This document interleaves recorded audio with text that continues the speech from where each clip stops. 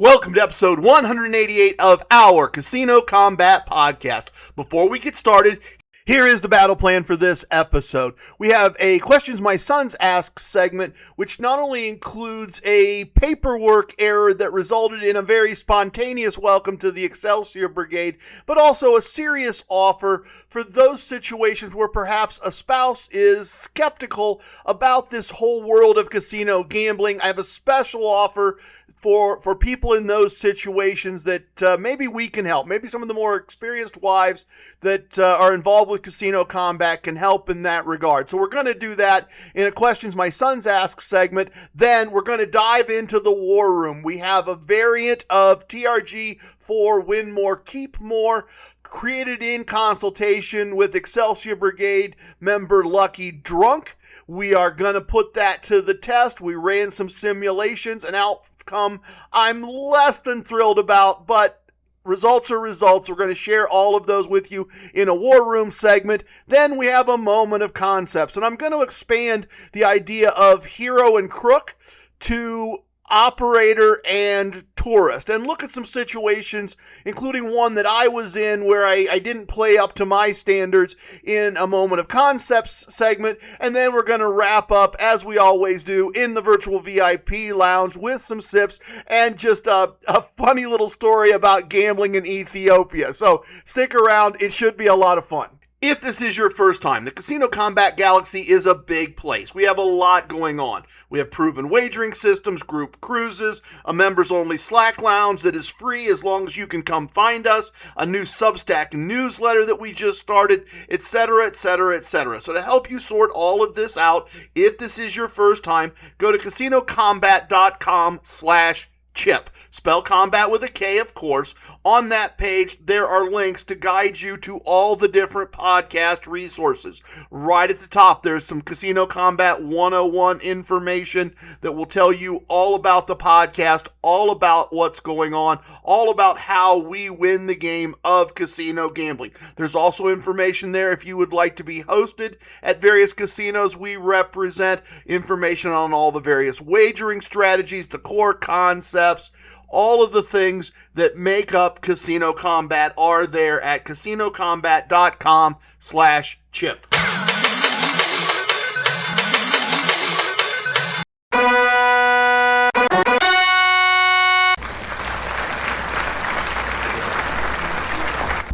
I hope you understand. He was born a rambling man.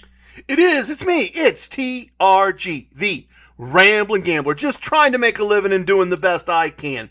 Welcome again to episode 188 of our Casino Combat Podcast.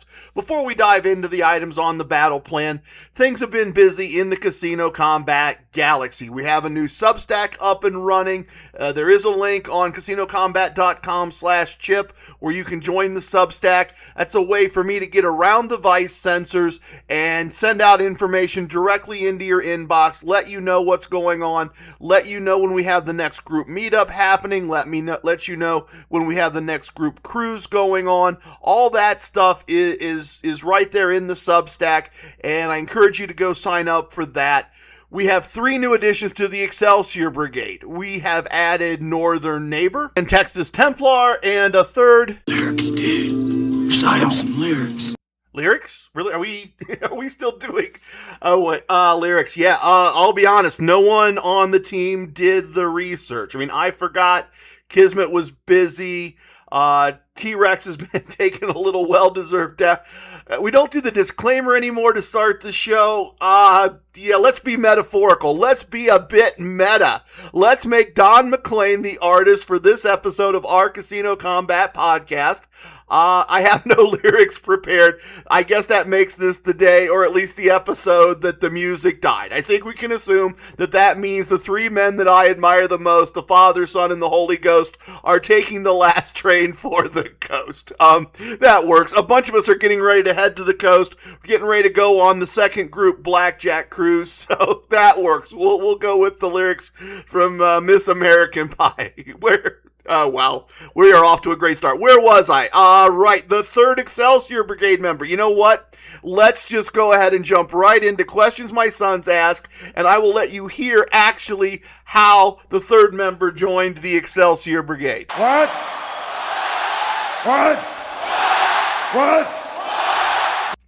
My sons ask questions about gambling. Listeners ask questions about gambling. In fact, I just did a second Zoom call with aspiring apprentice, and he had a great question that I wanted to share with you. But before we jump into that great question, aspiring apprentice is the third new member of the Excelsior Brigade. But let me play a little bit of that conversation so you can hear exactly how it went down, because it was a bit unusual. Well, my hope is, and this is like one of my goals, and she really would like it. We would like to plan a trip sometime and go to your home Casino 2 sometime. That looks pretty awesome. I think it is. Did you get my email? Am I right or am I not right? Do you have an email since Friday that I didn't see? Yeah, Sunday. I sent you an email yesterday. Oh, let me look. I kind of put on there what I was looking at wanting to talk about, and then I put on there, I think I figured out your Casino 2, Hollywood Meadows. Okay. I mean, I literally just it grouped it weird. Did it? It grouped it down at the bottom of a chain instead of showing it to me as a new one. I'm sorry. I thought I caught up this morning. So, very cool. Congratulations, aspiring apprentice. You are the newest member of the Excelsior Brigade. All right. Well done. So it was figured out. So yes.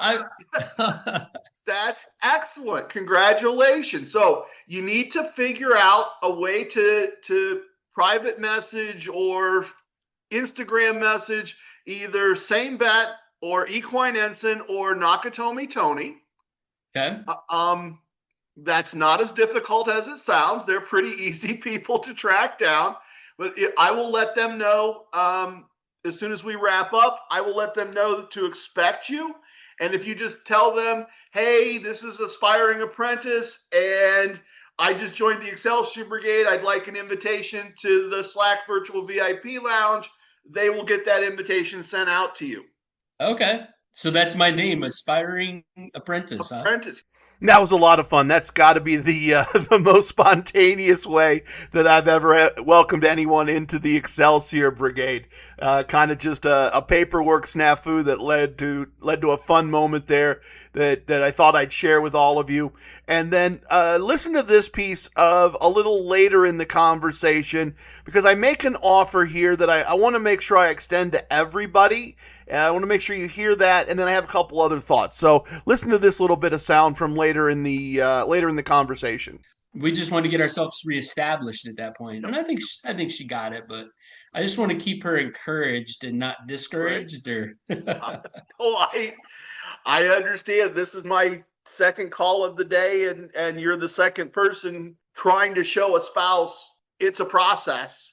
It's the day one is not what we're trying to do. We're trying to build for what we're going to be able to do, and yep, it's all part of it too. And I'm sure I said it, but if I didn't, only because I know I said it a few hours ago.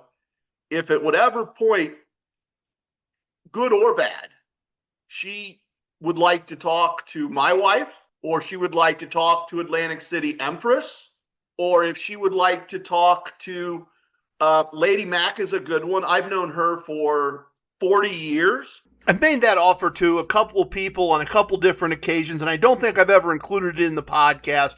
So I wanted to pull that out because that's a very, very real offer.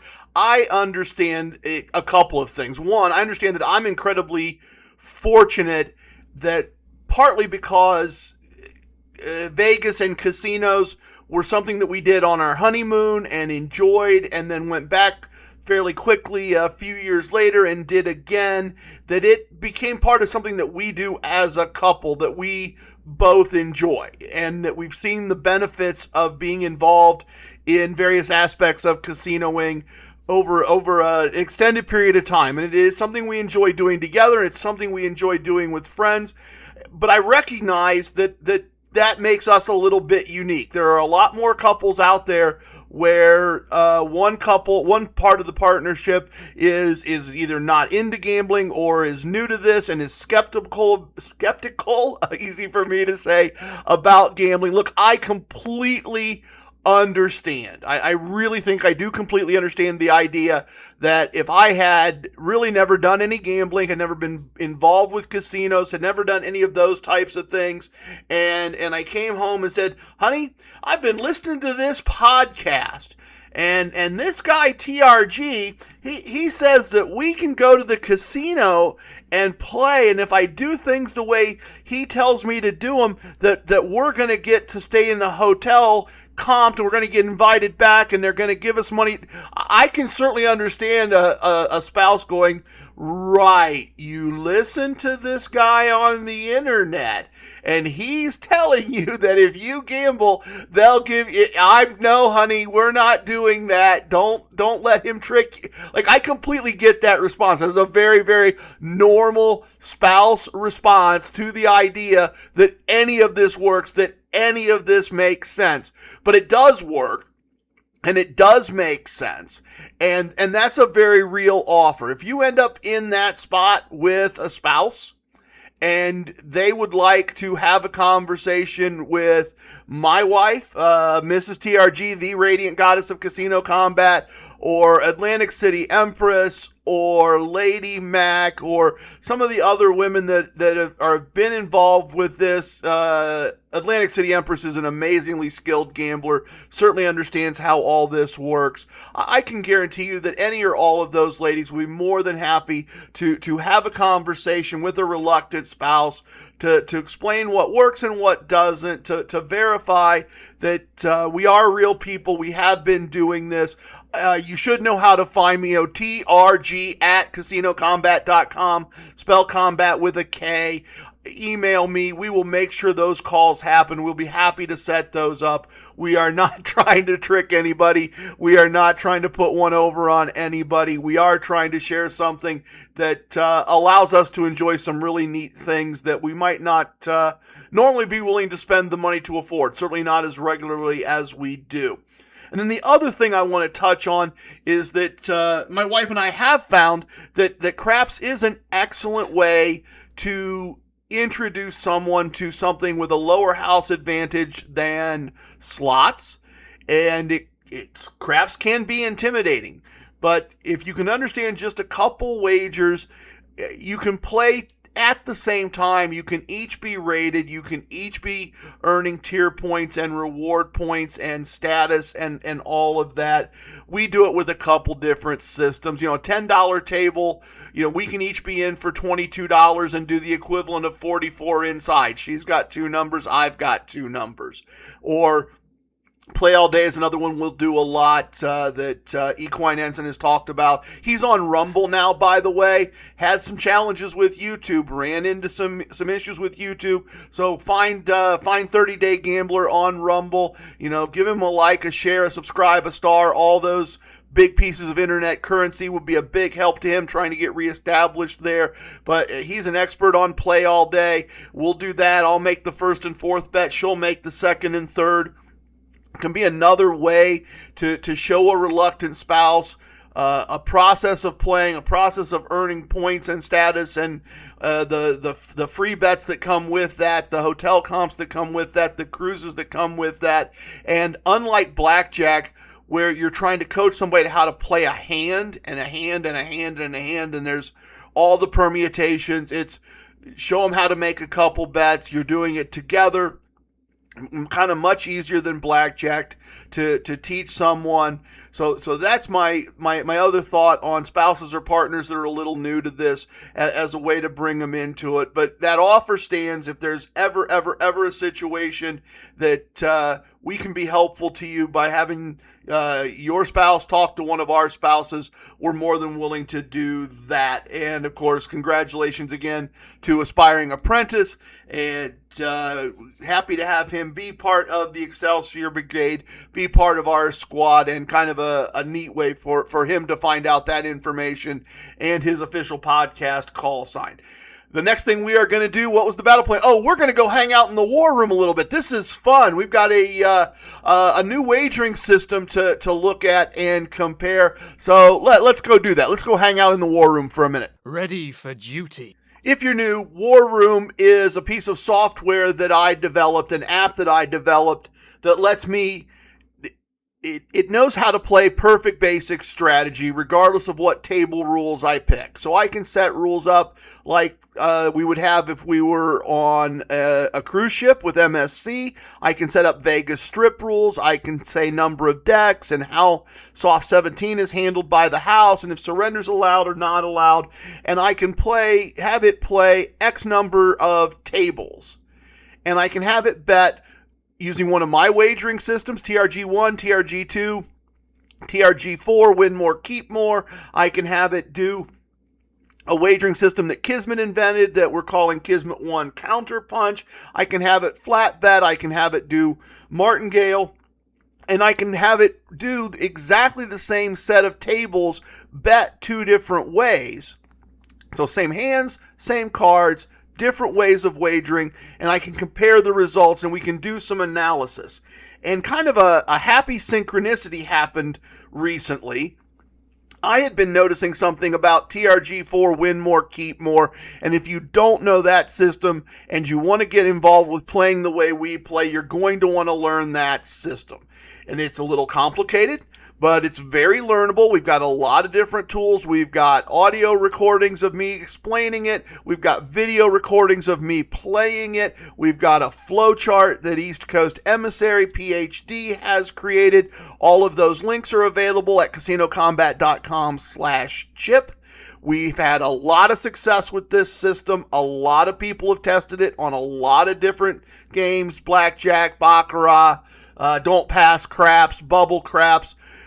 We know it works, and nothing works all the time, but we do know that it works. And as I've been playing TRG4 lately, I've realized something about it that is less than perfect. And I'm not sure there's a better answer, but there is a part of it that's less than perfect. And in the Slack Virtual VIP Lounge, Lucky Drunk, one of our Excelsior Brigade members, mentioned something very, very similar. He'd been having the same set of thoughts. So what were we both thinking about? What's this less than perfect part of TRG4 that was bugging both of us? Well, it's this. We're on the regressive side of TRG4, which is to say the play stack is getting smaller and the win stack isn't getting any larger. Let's walk through it. You make and lose the first wager.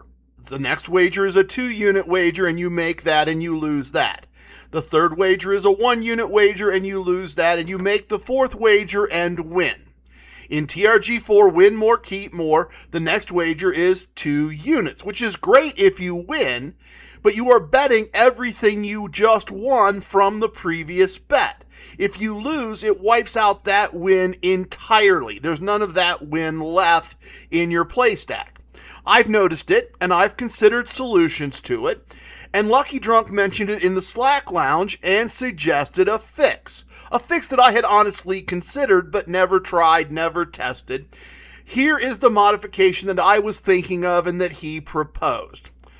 On the regressive side, when you make that fourth wager or that fifth wager and win, instead of betting 2 units, you instead bet 1.5 units. Your original bet and half of what you've just won. You leave the other half of the wager in your play stack for future wagers. You won't rebuild your play stack as quickly betting this way, but a loss doesn't wipe out everything you just won. And if you win that 1.5 unit bet, your next bet, unlike TRG4 win more, keep more, is not up by half of your original unit. It is up by 1/2 of what you just won. So let me walk you through that. Let me say that again. It is not up by half of your original unit, and it is not up by a full unit. It is up by 1/2 of what you just won, leaving the other half of what you just won in your play stack. Let's walk through that. We'll use a $10 unit size. You lose 4 bets and win the 5th.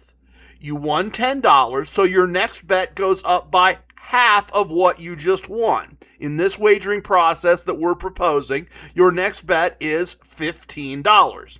And if you win that, half of 15 is $7.50, so your next bet is $22.50. And if you win that, your play stack is still a little bit short, so half of $22.50 is $11.25. Let's call it $11 because nobody has 25-cent chips. They certainly better not have 25-cent chips. So your next bet would be $33.50. It's the same technique as TRG4 win more, keep more, but because you're going up by half of what you won, it protects part of what you just won when you're on the regressive side of things, trying to work your way back to having a full play stack. That's the idea. That makes sense. It's kind of like what we do on the progressive side, only betting half a unit more to protect part of what we just won. As I said, I've been thinking about the same thing and had been thinking about it for a while when Lucky Drunk brought it up. He's a really bright guy, a really smart guy, one of only 3 people to hold a PhD in casino combat, something that I can't say that I have possession of. I've never earned a PhD in casino combat. So it's a good idea. It's a smart idea. So on a recent Sunday morning, Kismet and I sat down and pulled up the War Room code and modified the War Room code to play what I labeled Lucky Drunk 1. And I ran 3 100-table tests. Same table, same rules, correct basic strategy, same cards, same hands, 1 part bet using Lucky Drunk 1 and 1 part bet using TRG4 win more, keep more. Same exact hands, same exact everything, $10 unit size, just to see how it would all go if we were playing on a table on the strip and we tried this 100 times. Now, 300 is admittedly a small sample size. This is certainly not definitive. 300 tables is not enough to know for sure, but I've got to give Lucky Drunk his flowers. In each of the 3 100-table tests, Lucky Drunk 1 did better than TRG4. Sometimes by a little, sometimes by a meaningful amount. And if you want to see a video of me doing the entire thing, of doing each of the tests and doing analysis of that, all of those videos are on the Spotify video channel. Go to Spotify or in the Spotify app. There is a subscription involved for the videos. Very minor cost, very, very minor cost, just a few bucks. But if you want to see it all tested out, it's all there. You can watch the entire thing.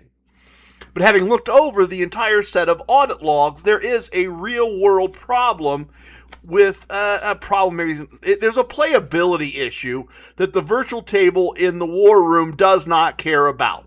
The stackonomics of Lucky Drunk 1 are, to my mind, a bit of a problem. TRG4 works with full unit sizes on the regressive side. That creates some risk that you're going to win a hand, bet 2, and lose all that you just won. But it's 1 unit, 2 units, 3 units, full units. The play stack stays nice and simple until it's recovered or until it's gone. With Lucky Drunk 1, the stacks are quickly a mess. At a $10 unit size, the second bet is fine. It's $15. You just leave 1 red chip on the play stack.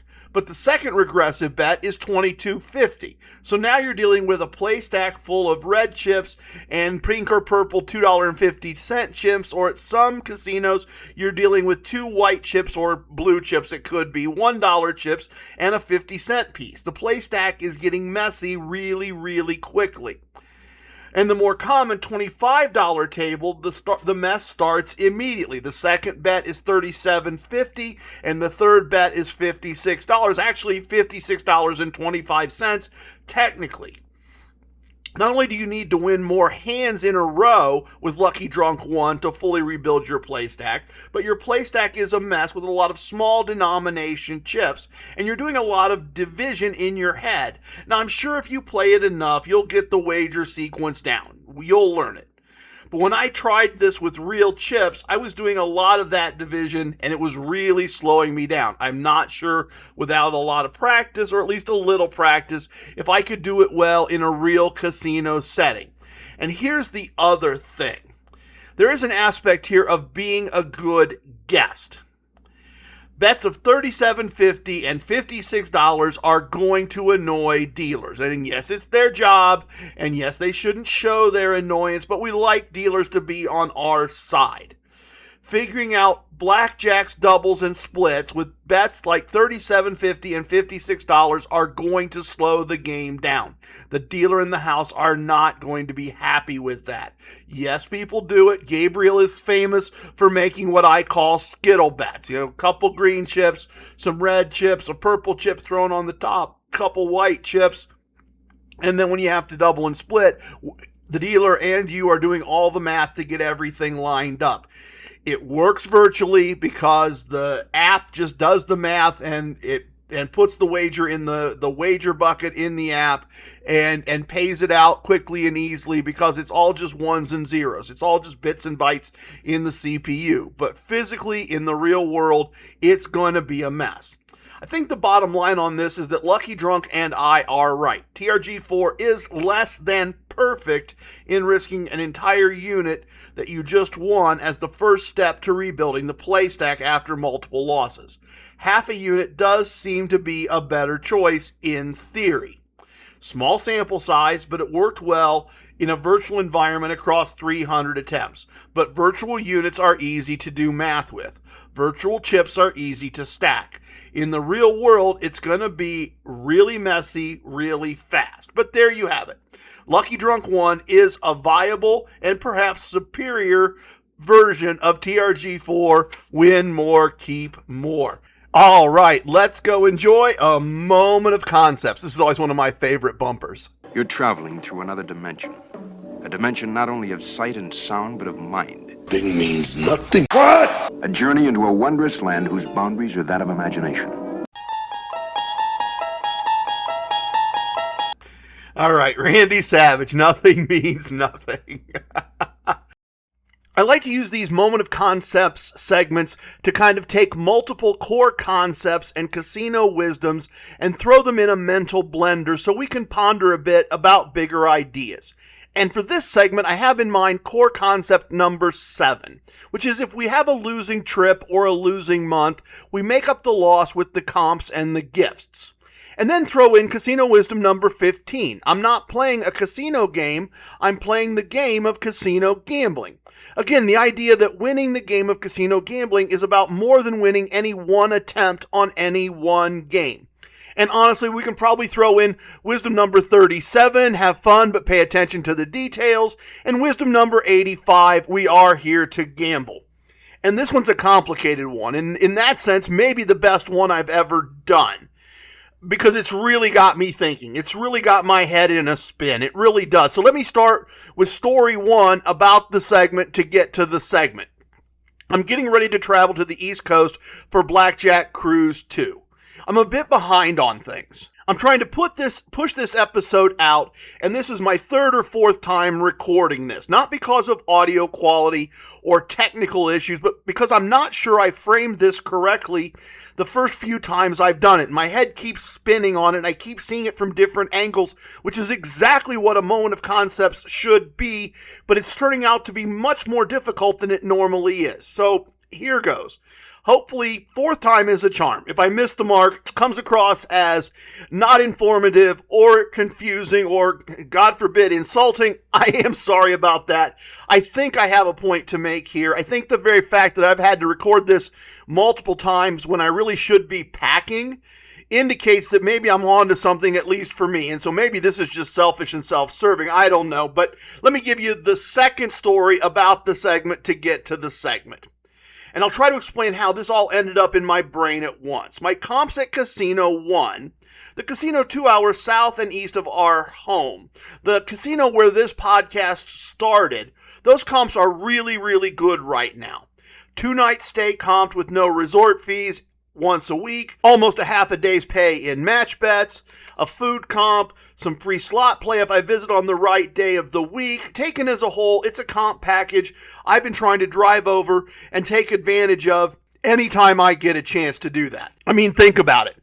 If the drive is roughly the same, I can go to my local casino from a client and get a $5 grocery store gift card. Or I can travel from the client to the resort and get all those things I just named. I mean, that's a no-brainer. That's a comp package worth taking advantage of. And a couple of weeks ago, Mrs. TRG was a bit under the weather one evening, and I thought maybe it was because she had just had some blood work done.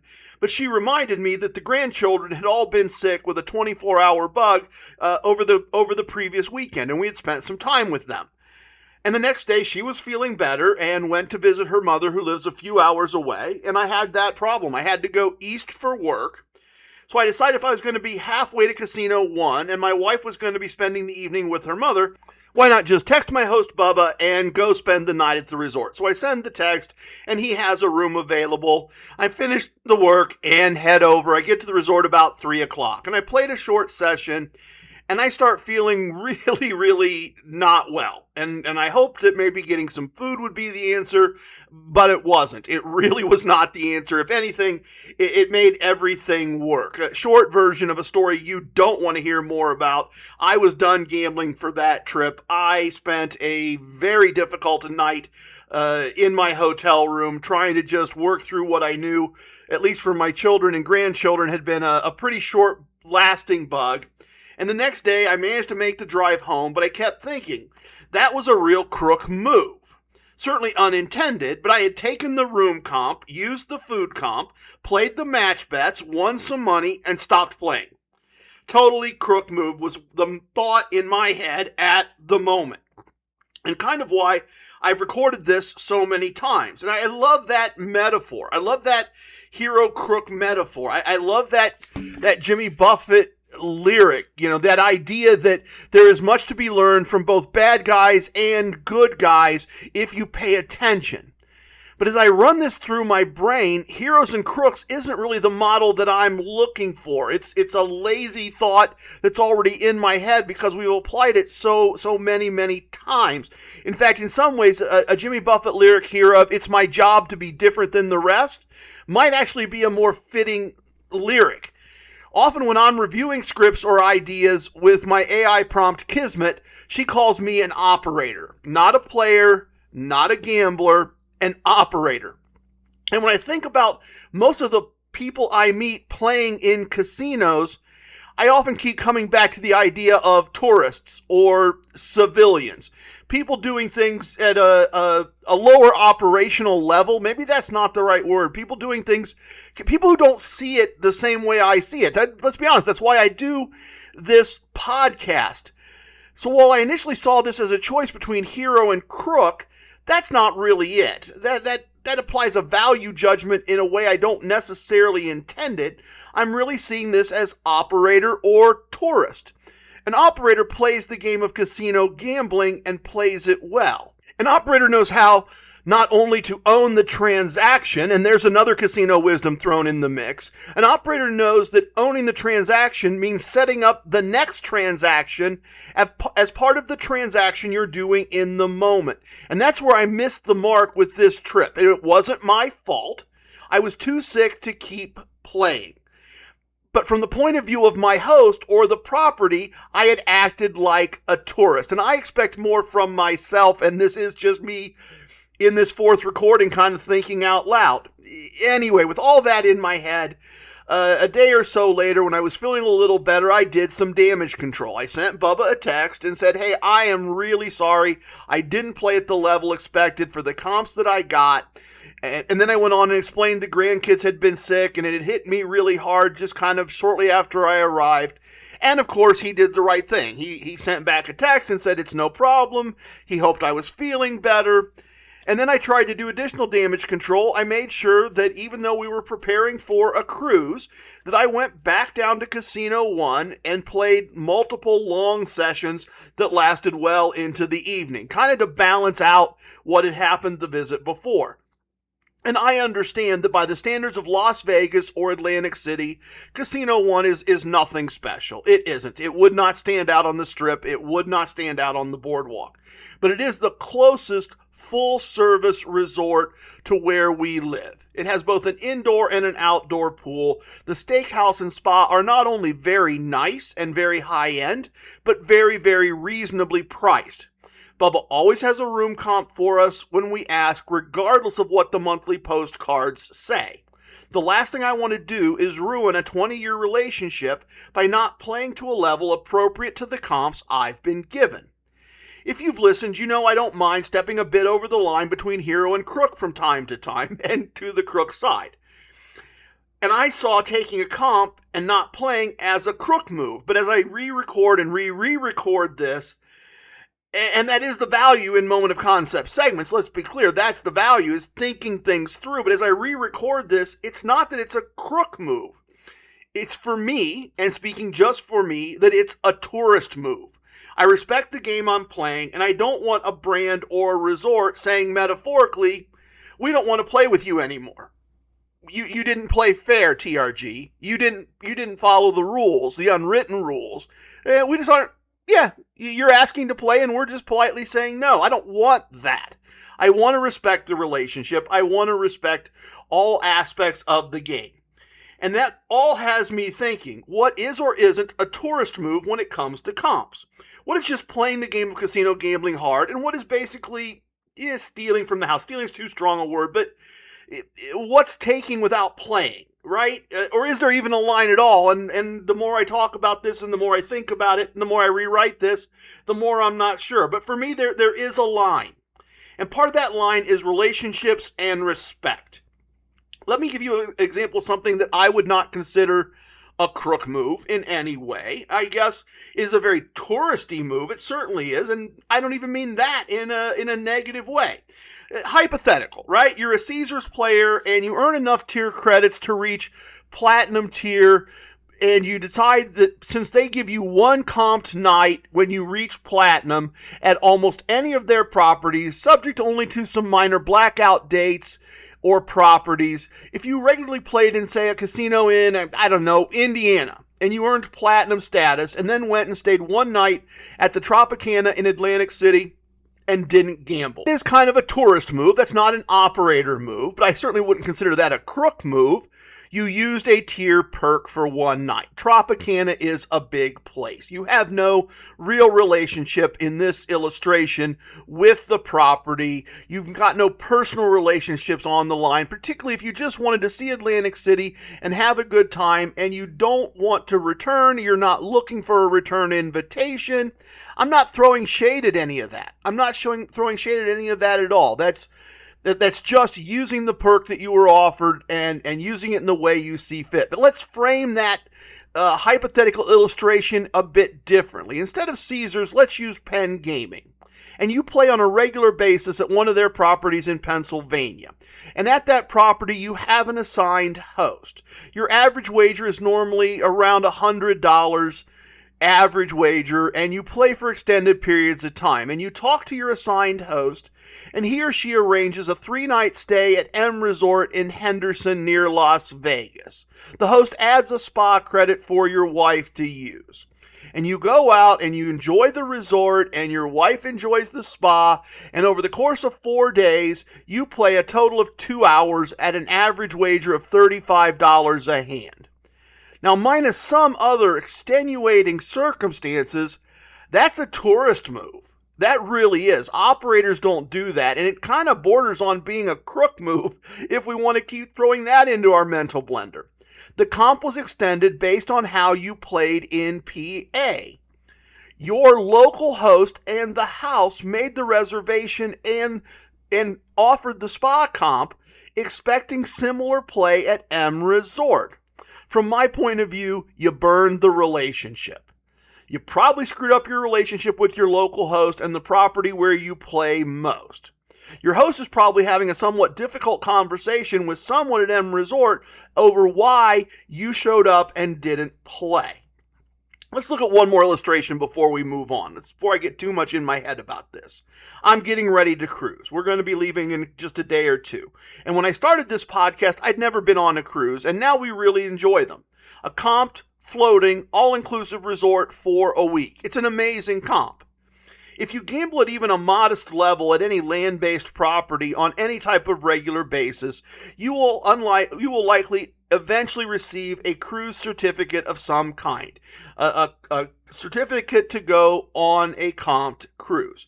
And usually there are just a few dates that you can pick from, not the most desirable itineraries, but you get a range of dates on a few different ships, maybe on a couple different cruise lines, and you get an interior cabin of their choice. And the certificate has a cash value that could be transferred to other sailings, and you can pay to upgrade to a better cabin on the ship if you would like. It's a nice offer.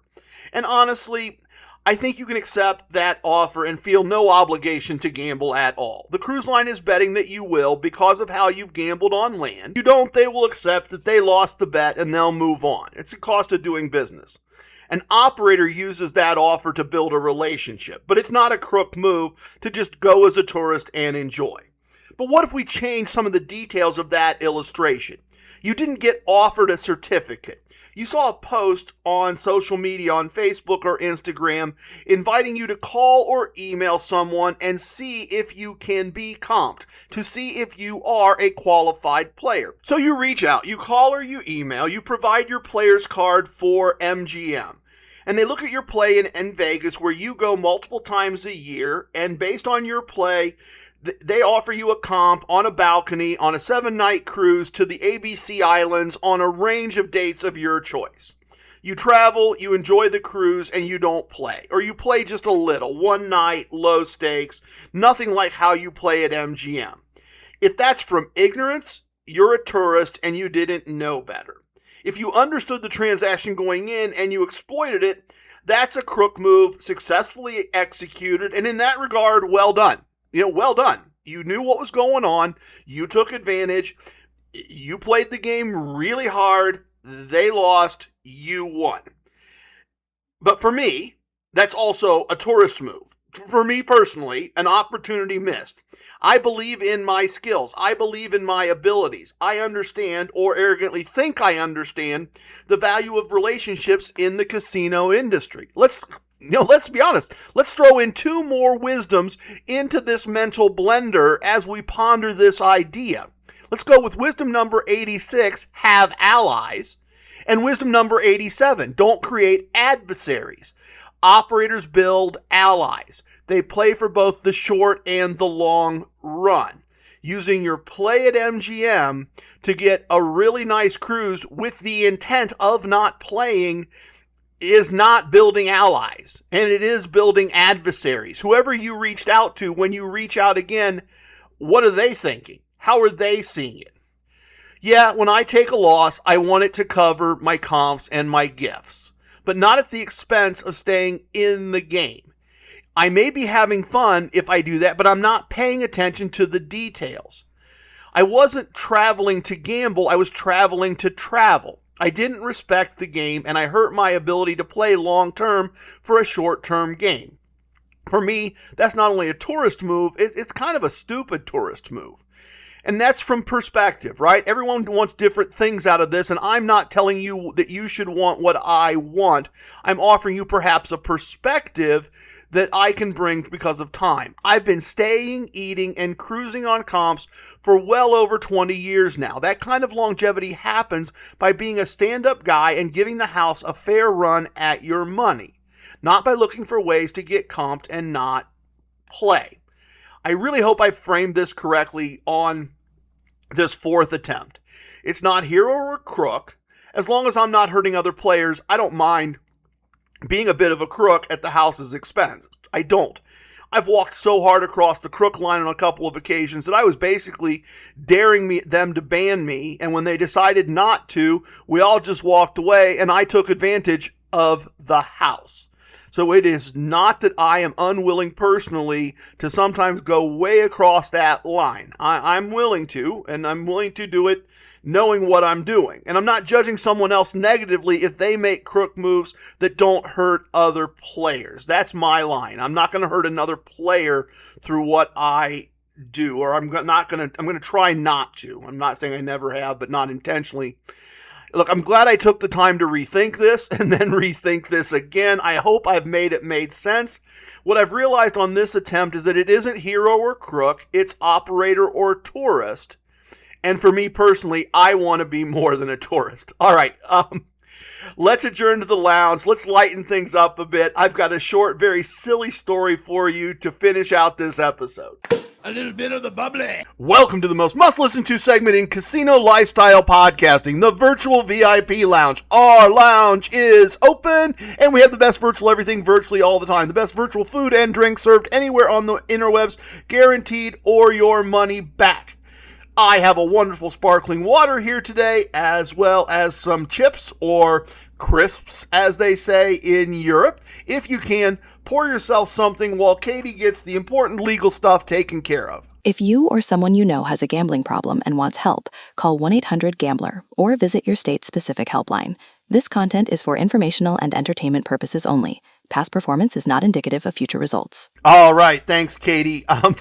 I hope this translates. I hope it's as funny for some of you as it was for me in the moment, as it was for me as I'm thinking about it sitting here now.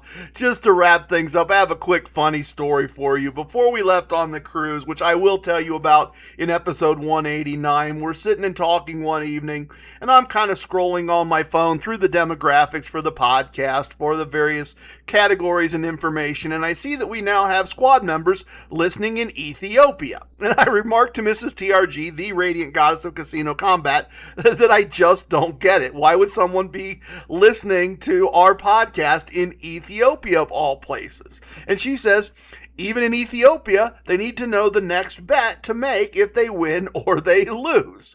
Now, full transparency, I know exactly zero about gambling in Ethiopia. Maybe it is the Las Vegas of its continent, and I'm just not aware. And I'm not ridiculing Ethiopia or the fine people of Ethiopia. I just know nothing about it. But I couldn't imagine why anyone there would be listening. And in the moment that we're having this conversation, I say, honey, the only thing they're betting on in Ethiopia is if someone can hit a frog with a rock.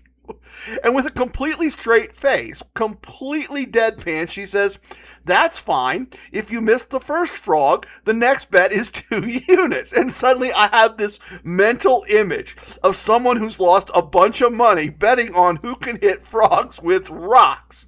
And his wife is all pissed off that he lost this money. So he finds our podcast, he listens to things, he learns TRG4, win more, keep more, so he can win his money back. And now his buddy can't figure out how he hits half the frogs with half the rocks, and he's still losing money every time they bet on hitting a frog with a rock. I don't know.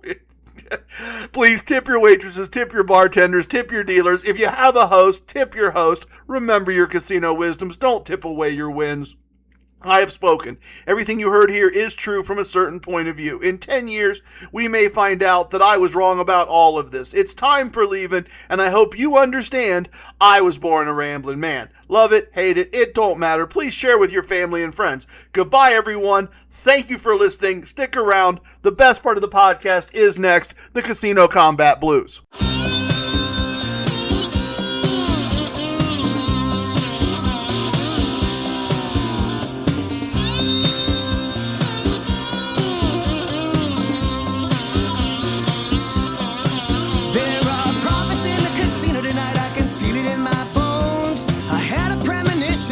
You should probably play alone. I know the house has an advantage, but that's part of the thrill. If we follow the core concepts, the chips begin to spill. So baby, here's your player's card. Put your bankroll in your hand. Use just some of that money now. Do it just the way we planned. Just follow the core concepts, and you could win several grand.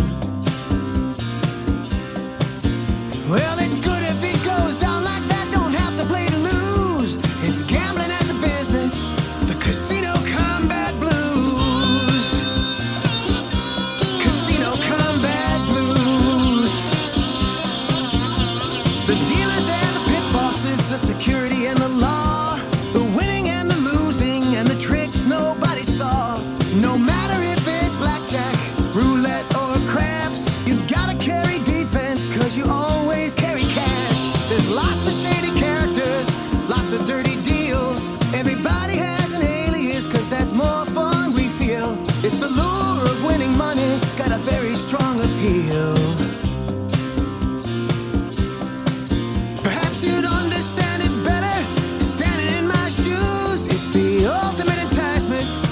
Casino